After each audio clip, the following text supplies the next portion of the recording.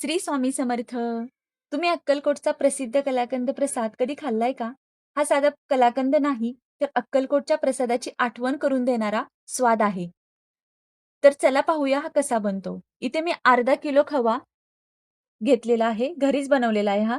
अर्धा कप दूध, 1 वाटी साखर, बदाम आणि पिस्त्याचे काप, 2 चमचे तूप आणि 1 चमचा वेलची पूड. व्हिडिओ जराही स्किप न करता पूर्णपणे पहा, म्हणजे मी सांगितलेल्या टिप्सनुसार तुमचाही कलाकंद अगदी छान बनेल. तर इथे आपण टिप नंबर 1 जाड तळाची कढई घेतलेली आहे आणि त्याच्यामध्ये 1 चमचा तूप घालून पूर्ण सगळा खवा आपण त्याच्यामध्ये ओतून घेणार आहोत आता. टिप नंबर 2 आपली गॅसची फ्लेम एकदम कमी ठेवायची आहे. पूर्ण आपला कलाकंद बनेपर्यंत आपण गॅसची फ्लेम कमीच ठेवणार आहोत. आता खव्यामध्ये आपण अर्धा कप दूध ॲड करून परत ते एकजीव होईपर्यंत आपण हलवून घ्यायचंय व्यवस्थित. त्याच्या गाठी होऊन द्यायच्या नाहीत. पूर्णपणे असं हलवत राहायचंय.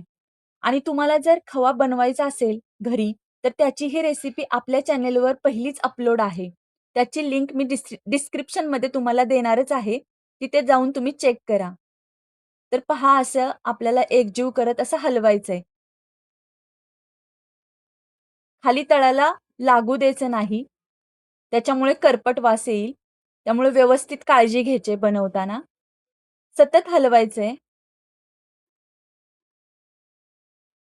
व्हिडिओमध्ये पाहताय असं तुम्हाला त्याला सतत हलवत राहायचंय.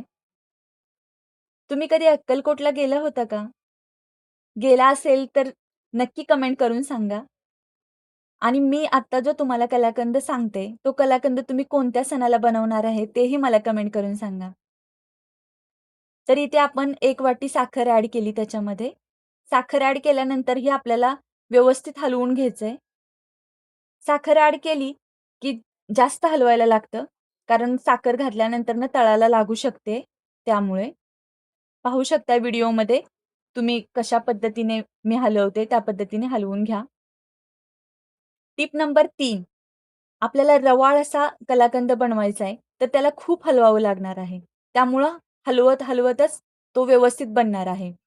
आणि जर तुम्हाला आणखी जास्त प्रमाणात कलाकंद हवा असेल, तर तुम्ही ह्याच्यामध्ये अर्धा कप पनीर पण ॲड करू शकतात. पण पनीर खिसून घालायचं ह्याच्यामध्ये. बघा आता साखर घातल्यानंतर कसं दाटसर झालं. खूप छान झालंय बघा. पाहू शकता व्हिडिओमध्ये तुम्ही. खूप मस्त. हां. आता बघा दाटसर आणखी जास्त झालंय आणि कसं ओळखायचं तर ह्याला बुडबुडे येतात बघा असे वरती. मग मिश्रण दाटसर झालंय हे असं ओळखायचं. आता मी गॅसची फ्लेम बंद केली आहे. याच्यात आता आपण 1 चमचा वेलची पूड ॲड करून परत हलवून घेणार आहे. एका प्लेटला तुपाने ग्रीस करून घ्यायचं आणि त्याच्यामध्ये आता आपण हे सगळं मिश्रण ओतून घ्यायचंय. बघा हे मिश्रण कसं छान दिसतंय.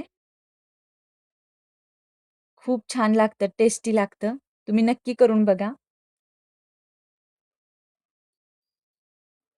जर तुम्हाला ही अक्कलकोटच्या प्रसादाची प्रेरणा असलेली कलाकंद रेसिपी आवडली असेल, तर व्हिडिओला लाईक करा, शेअर करा आणि अशाच पारंपरिक रेसिपीसाठी ललिता ऑल इन वन चॅनलला नक्की सबस्क्राईब करा.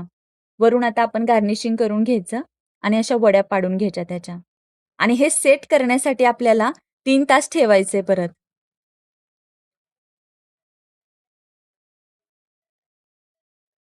पाहू शकताय तुम्ही व्हिडिओमध्ये. अशा प्रकारे वड्या पाडून घ्यायच्या आणि आता एक वडी तुम्हाला काढून दाखवते.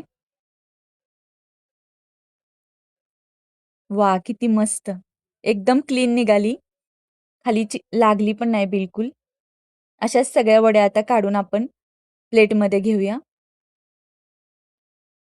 पाहू शकताय खूप छान. चॅनेलवर नवीन असाल तर चॅनेलला सबस्क्राईब करायला विसरू नका. वेळात वेळ काढून तुम्ही ही रेसिपी पाहिल्याबद्दल धन्यवाद.